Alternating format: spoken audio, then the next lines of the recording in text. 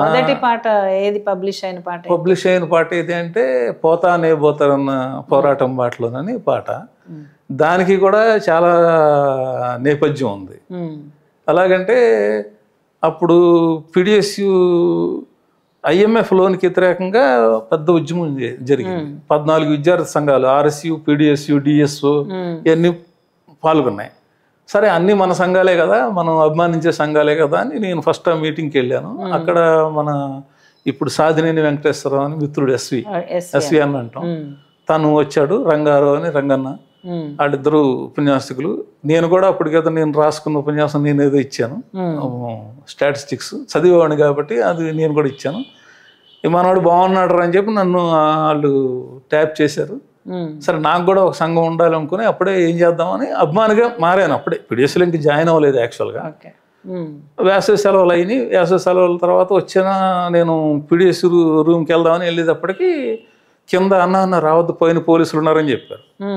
వాళ్ళు వెయిటింగ్, ఎవడొస్తే ఆయన లోపలేసేద్దామని. ఏదో తేడా కొందరా గొడవ అని చెప్పి నేను వెంటనే అరెస్ట్ అయిపోయారని చెప్పి కాలేజీకి వచ్చి కాలేజీలో అందరికి ఉపన్యాసాలు ఇచ్చి బాయ్కాట్ చేసి ఒక 500 మంది విద్యార్థులతో పొలవమని డిఎస్పీ ఆఫీస్కి వెళ్ళాం. అంటే ముందు సబ్ కలెక్టర్ ఆఫీస్కి వెళ్ళి అక్కడ రిప్రజెంటేషన్ ఇచ్చి డిఎస్పీ ఆఫీస్కి వెళ్ళాం. డిఎస్పీ లీడర్ ఎవడో లోపలికి రామా పిలిచాడు. పిలిస్తే ఎవడు రాలా లోపలికి, నువ్వే కదా లీడర్, నువ్వు వెళ్ళమన్నాను నన్ను. నేను అలా లీడర్ని అవ్వాల్సి వచ్చింది. ఎందుకంటే నేను ఆ రోజు నా ఫ్రెండ్స్ అరెస్ట్ అయ్యారనే దీంతో వెళ్ళాను. లోపలికి వెళ్ళిన తర్వాత ఏంటో నాటకాలు ఆడుతున్నావా, నా కొడక నేను ఎన్కౌంటర్ చేసి పడేస్తాను, ఏంటి ఇక్కడ ఏమనుకున్నావు, కొత్తగూడెం లాంటి ఏరియాలో నువ్వు పెద్ద తయారయ్యావా అని చెప్పి తిడతాం మొదలు పెట్టాడు. నాకేంటి ఎందుకు, నా స్టూడెంట్స్ కదా సార్, మా స్టూడెంట్స్ అరెస్ట్ చేస్తే ఎందుకని అడుగుతున్నాను నేను, నాకేం తెలుసు సార్, నేను ఉద్యమంలో ఏం నాకు తెలియదు, ఇంకా నా క్లాస్మేట్స్ వాళ్ళు ఇద్దరు అరెస్ట్ అయిన వాళ్ళు అన్న. అంటే యూజీ లీడర్ ఉన్నాడు రా, అండర్ గ్రౌండ్ లీడరు, ఏమనుకుంటున్నావు అంటే అప్పుడు నాకు అర్థమైంది.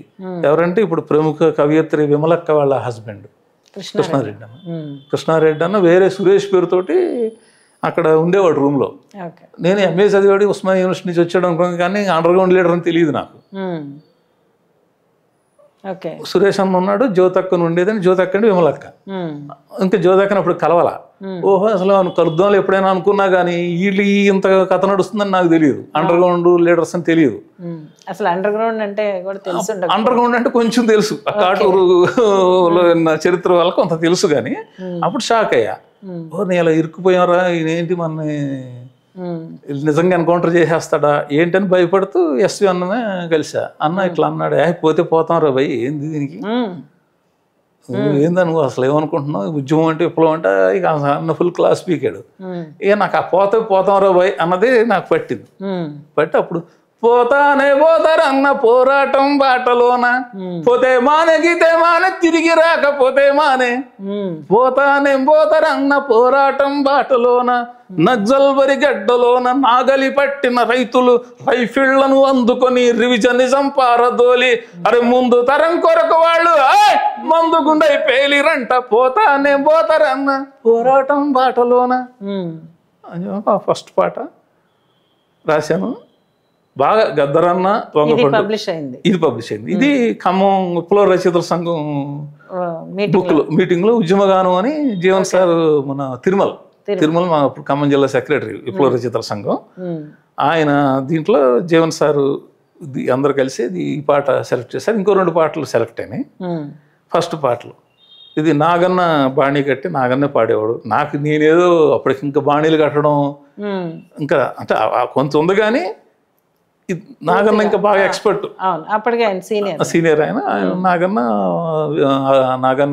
భార్య లక్ష్మక్క ఇద్దరు. జమిడిక ఉండేది తెట్లపాడు సుబ్బారావు అని, చచ్చిపోయాడు అన్న. అసలు జమిడికి బ్రహ్మాండంగా వాడు. జమిడికితోటి ఈ పాట అసలు విపరీతమైన పాపులర్ అయింది. ఇది ఉర్దూలో కూడా ట్రాన్స్లేట్ చేసి పాడేవారు. అది నాకు ఈ పాట బాగా అలా గుర్తింపు వచ్చిందండి.